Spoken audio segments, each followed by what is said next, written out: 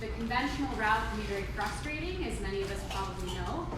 We get maybe 5 minutes with our practitioner, and we don't feel listened to, we don't get the empathy we need, and the time that we need. So fast forward, and I wanted to bring those two worlds together. I wanted to work for a doctor who appreciates diet and lifestyle and supplements and getting to the root cause of the problem. I found functional medicine, and then came here and realized that this is the best of both worlds, biohacking and functional medicine combined, which is incredibly unique. I have not found this pairing anywhere to be comparable. So yeah, that's what we do. We pair biohacking and functional medicine to help you be superhumans. Yeah. Woo! Thank you, Ann. Yeah, I mean, just to add on to that, it's I think every person that works here, they have their own unique health story and their own unique battles that they faced. And mine was, with eczema and memory loss, and actually recently mold. And all these things have taught me so much, brought me so much information, and in ways that I didn't have that information when I was going through those things that could have helped me, that I have at the discretion at our clinic. And so to be at a place where we can provide that information to people in a non-invasive way without giving them drugs, without making them go through these surgeries that are going to get them to their optimal health, improve their mind, their body, and their spirit, and do this in this integrated way between functional medicine and futuristic technologies, there's no place like that in the world, right?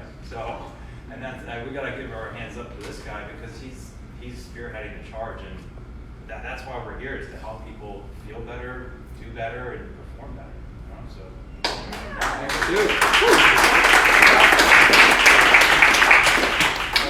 So my role with the clinic is really to help be your guide. From this visionary, before you go to a regular clinic, and you'd have to be dictated what labs or what treatments that you wanted.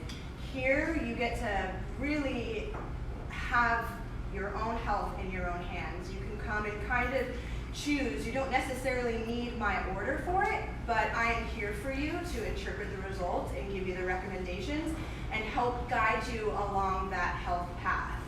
I'm not here to restrict you like you might normally find in other clinics. Really just here to help you be the best version of yourself. Nice. I actually didn't want to do a clinic. No, what that really means is I believe that we all have a fundamental right to control our own biology. If you want to get a lab test, you shouldn't need a permission slip. You shouldn't have to spend 2 hours going to your doctor, asking your insurance company to fill out a piece of paper. Having a doctor might say, oh, sorry, I'm not ordering that lab for you. And you're not doing what? I'm the one paying you, buddy, right? And it's my data. And if you don't think it's not necessary for me, I didn't ask.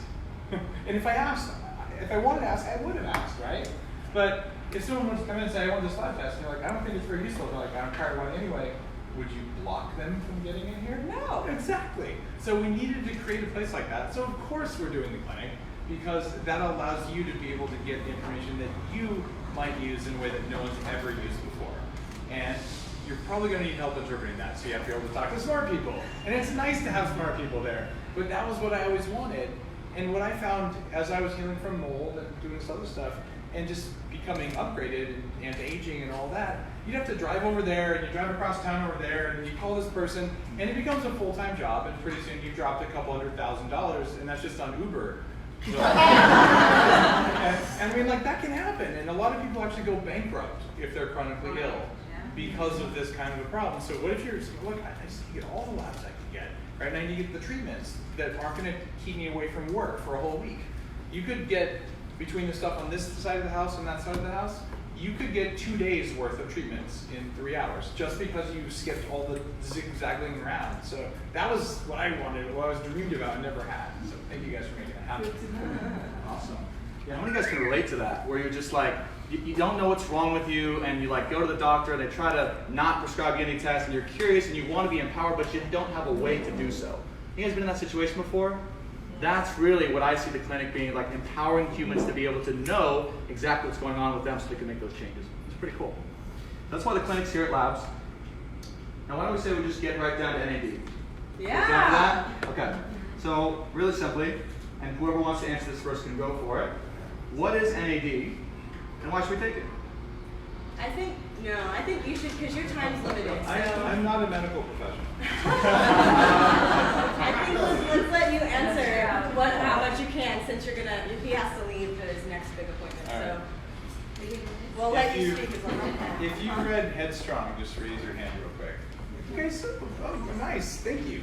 About 2/3 of the room. So if you haven't, this is a book you probably want to read, and it's about mitochondria, ancient bacteria that have a basic job in your body.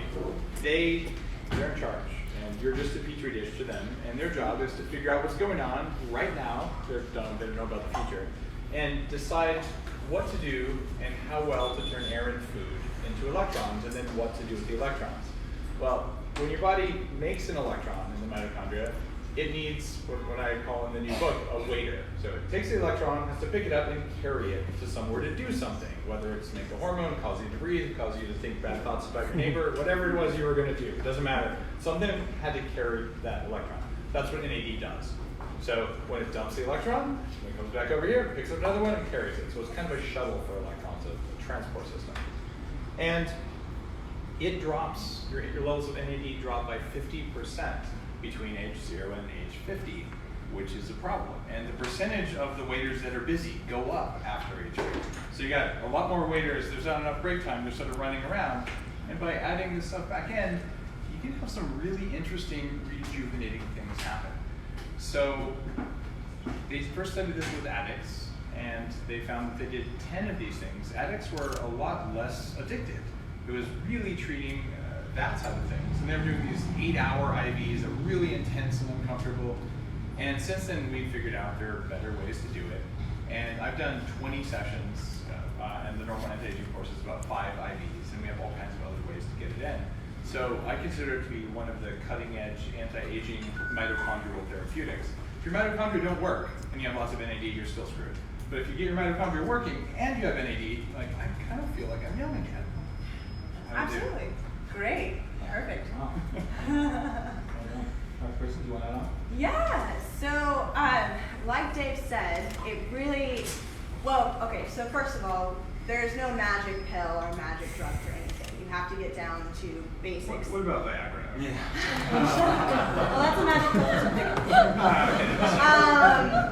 pill. So you have to have the diet, lifestyle, movement component, all of that in order to help, really have a good basis of things. Where NAD will come in, once your mitochondria is at some at least functioning level, is to help it work a little bit better in creating energy. It's a part of a bunch of different energy processes that ultimately will lead to, better overall physical energy, mental clarity. It's really good at protecting the DNA, so longevity. It's really good for anti-aging. And as he mentioned, they first started using NAD for addicts. So it's really great with helping anybody has a lot of cravings, or maybe even a little OCD and has kind of those tendencies. Sounds pretty good. Yeah, I have a follow-up question to that. So you're saying, you need to fix the mitochondria first, and then replenish NAD, right? What do you mean by fixing the mitochondria? What are some ways we can fix the mitochondria here, maybe at Labs or in general? Well, it's pretty easy to fix mitochondria depending what's wrong with them. But the easiest thing you do is basically say, only the strong survive. So you kill the weak ones. Easy. Because your body will magically make new mitochondria if you're eating most of the right stuff. And what does that?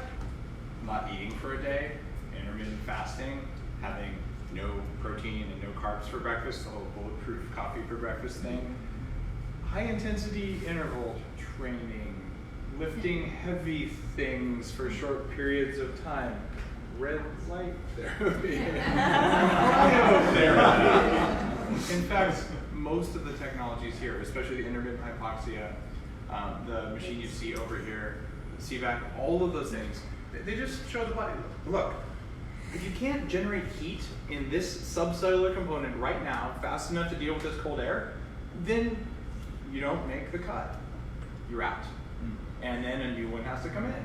And so in a normal world, you'd go outside at night, oh, it's kind of cold, and you'd have to be a pretty sick mitochondria to not be able to handle Santa Monica in the evening, right? But now your mitochondria are like, oh my God, there might be a serious ice age around the corner. Anyone who can't handle the ice age, get out. So that's one thing you do. The other thing you do is you take nutrients. Mitochondria and all cells in your body have membranes, and membranes are droplets of fat. And it's not like a plastic bag. I used to think a membrane was like that in 7th grade biology. They actually had plastic when I was in 7th grade. That's a joke. No one knows I'm 90, see? That was also a joke, too.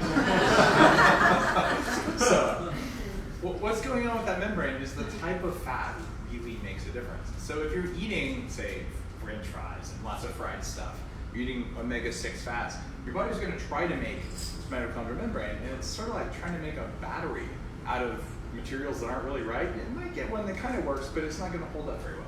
So you eat clean fats. Funny, there's a little place next door where you can eat clean fats for a reason. And you might want to take some things like coenzyme Q10, acetyl-L-carnitine. And there's a few supplements that I formulated over the course of time in Bulletproof that are specifically designed for that. And you can buy those right here behind the counter. One of them is Unfair Advantage, which contains a compound called PQQ in it that is shown in multiple studies to have beneficial mitochondrial effects. The other one that's probably my favorite right now is Keto Prime. And what that does is that allows your mitochondria to prime the pump to make more energy. And you can think of a mitochondria as like a little cycle. It just goes round and round and recycles things. And it makes these little electrons, hand them to NAD, which carries it off through the electron chain transport, and you do something with it. Well, what happens if, in the course of turning this wheel, if you lose a little bit of something because you had a leak, because you were inefficient? Well, you can't restart the cycle again. So now you've got this nice piece of fat or a nice piece of sugar that's ready to come in, but you can't turn the wheel anymore. Well, what fixes that? Priming the pump. What does that? Ketosuccinic acid. That's what's in Keto Prime. So whether it's to make your cells better at using glucose or using ketones, that's how you do it. Those are a few examples. That's awesome. Thank you. You guys want to add on to that? Anyone? No, I think that was I perfect. feel like I'm not a very good panelist. Sorry, guys. No, you're great. Cool. Next question would be, so how do we know if we're actually deficient in NAD? What are some symptoms that someone might encounter if they're low on NAD, say? How do we know? Sure. Do you want me to take Yeah, this? I can go. I think one of the biggest we see is jet lag, or people with autoimmune, people that feel they say that they have brain fatigue, or they're not feeling 100%. Those are some big ones. Yeah, it's all about resiliency. Yeah. If you find that, so with like the jet lag, you're traveling and say your friends can recover and you're just like, you cannot recover from this time change or from the travel stress, you're probably low on NAD. If cold and flu season comes around and none of your friends get the cold or flu, but you do, you're probably low on NAD. It really plays such a big part in all kinds of processes that anything, from mental fatigue and... It basically helps with resilience all the way at the cellular level. So, so if you're feeling, stressed and you're not adapted to dealing with that resilience, it's there's a good chance that your NAD levels are declining, especially as you age. Though that was what Dave brought up earlier. That as you age, your NAD levels significantly decline. So anything that we can do to get ahead of that process to prevent that declining, it's really going to help you age, as I like to say, more gracefully in time. Yeah, big key role in recovery. You find that you do the same workouts, but you're not recovering as well as you used to as you're aging gracefully. Probably getting low in NAD.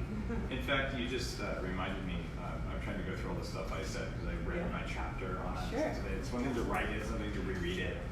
At about age 40, athletes oftentimes notice if you exercise every day or frequently, several times a week, you kind of know what you're capable of, and all of a sudden, like, I'm slowing down a little bit. And it doesn't make any sense because I'm exercising the same as I did before. I'm not sick. I didn't change anything else. What's happening? And what it is it's that NAD decline that really starts to hit you around 40. So that is a time when it's really useful to say, I'm going to try doing some NAD and then see, did I get my performance back up? And if so, you probably figured out what it was.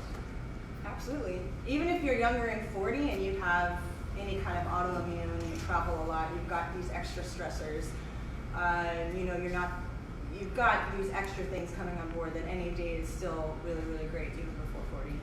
I'd say burnout as well is really big. And that's something that we see a lot of people come in for, is that they just, the classic, probably one of our number one clients that we come in here is the people that they sacrifice their health to gain wealth, and then they're using their wealth to try and regain their health.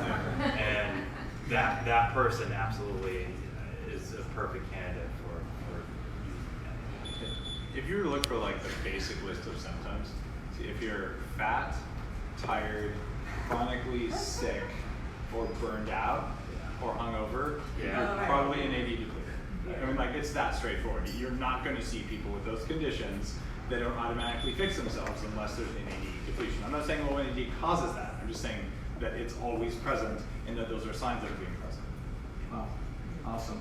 So I kind of want to, did you have a question? Yeah, what is NAD? Where does it come from? What is it derived from? Great question. The Question was, what is NAD? Where does it come from? Where does it derive from? We naturally make NAD. We get it from food sources. It's a precursor of vitamin B3, tryptophan, and then it goes through this cascading, turns into NAD as an active form in the mitochondria. So you do get it as a natural source. Your body is really, really good at doing this when you're younger. It's not so great as you start to age. Proteins? Yeah, amino acids are part of that, precursors. So They'll synthesize it in the lab, and you get it from compounding pharmacies.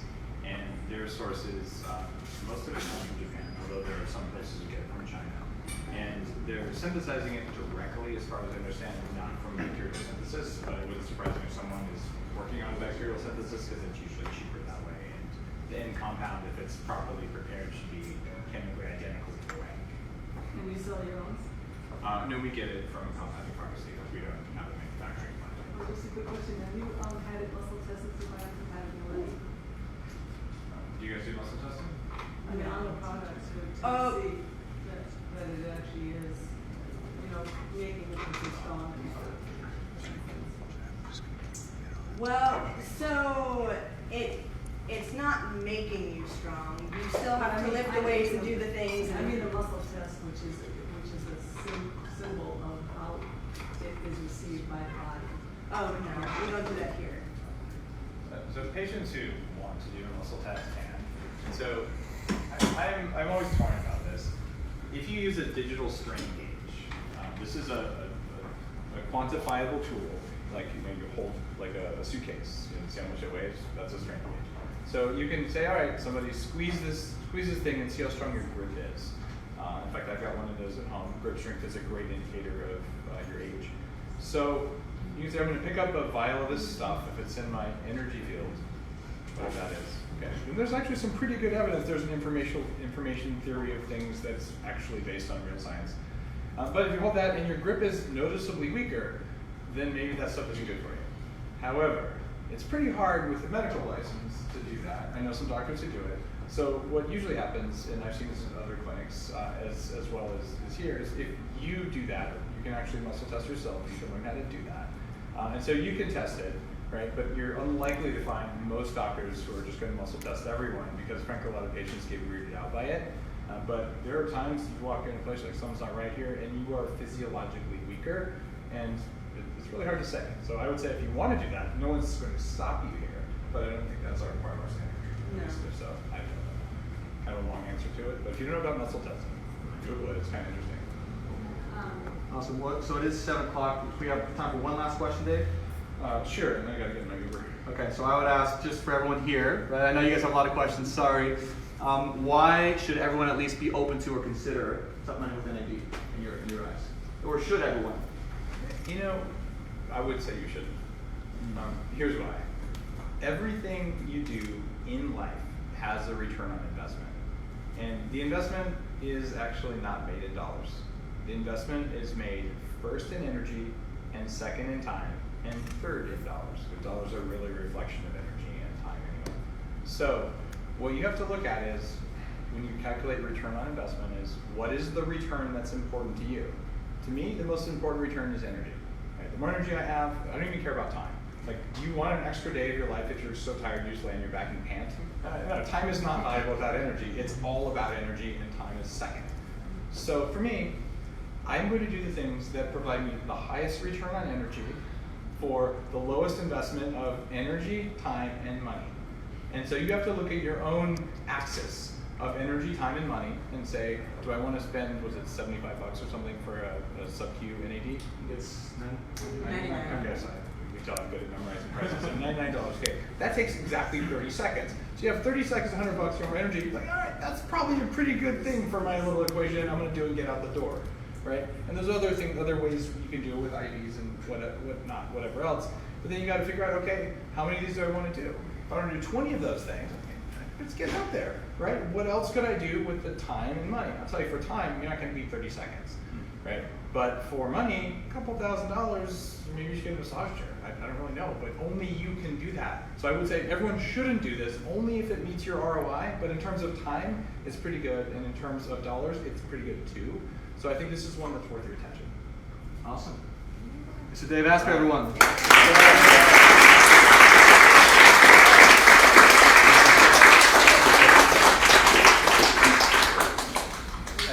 Sorry, I'm speaking and running. It's pretty rude, but you're in awesome hands with this team. All right, thank you, Dave. All right, I'm gonna take that seat actually. Yeah.